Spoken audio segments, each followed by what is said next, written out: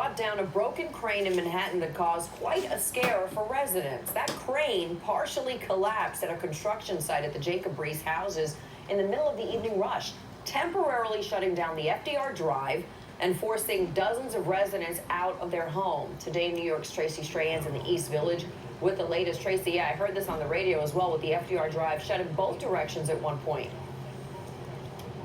Well, it was a scary situation, Darlene. It led to a lot of anxiety and evacuation of these buildings. We just spoke to a lot of people wrapped in Red Cross blankets, allowed to return home. Let's show you why. The dangling part of the crane above me actually has finally been lowered back to the ground, and it all comes after it crashed into a building at the Jacob Riis houses just before 3 o'clock Tuesday afternoon.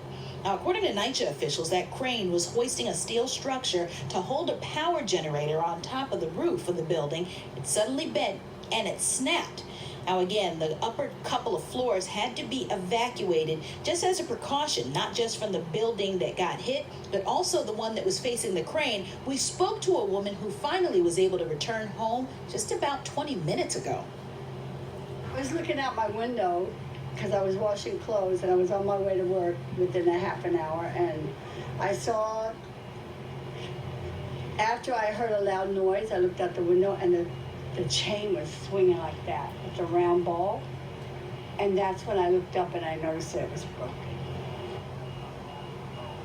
A drone video we're going to show you now from the FDNY shows how that broken crane spent most of the night dangling as crews really worked to figure out how they were going to dismantle it. Now, not only did this unstable crane cause traffic on the FDR to be suspended yesterday afternoon for a time and also early this morning, but you're looking now at some of the work going on really in the distance. Every now and then we'll see sparks that led the service road, as Lauren's been telling you, near the FDNY to be shut down to traffic. In all, the Red Cross assisted about 100 residents who have finally been able to return home, and miraculously in all of this, no serious injuries were reported.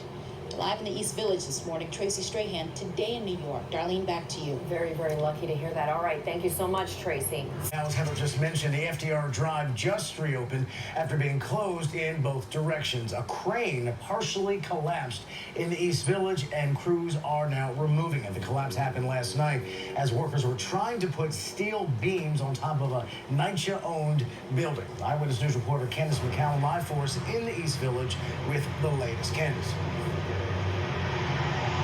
We're standing off of that service road that Heather said was still shut down this morning. I want to show you what they're doing right now. You see that crane is down, but occasionally you can see sparks are flying. We understand that they're kind of cut it up at this point so that they can get it out of here. That crane, it was down to a safe level with assistance of a second crane. Now, they were finally able to get it down in the past hour. Video showing the blue crane being lowered, and you can see why they had to close the FDR to get this done safely without anyone being injured, as it was hanging over part of the FDR when it came down. It took about, again, an hour to get it down. Now, this started Tuesday afternoon while workers were trying to put steel beams on top of a NYCHA-owned building. Suddenly, the top extension of that crane gave way, buckling, and sent those beams crashing into the building as they fell to the ground. Dozens of residents were forced to quickly evacuate, and one woman says that the crane slammed through her window. The glass shattered inside the apartment. It went in, and he heard a loud boom, and they ran. And all the glass was in the apartment. My son was sitting right next to it. And thank God the curtains was right there, but all the glass came in.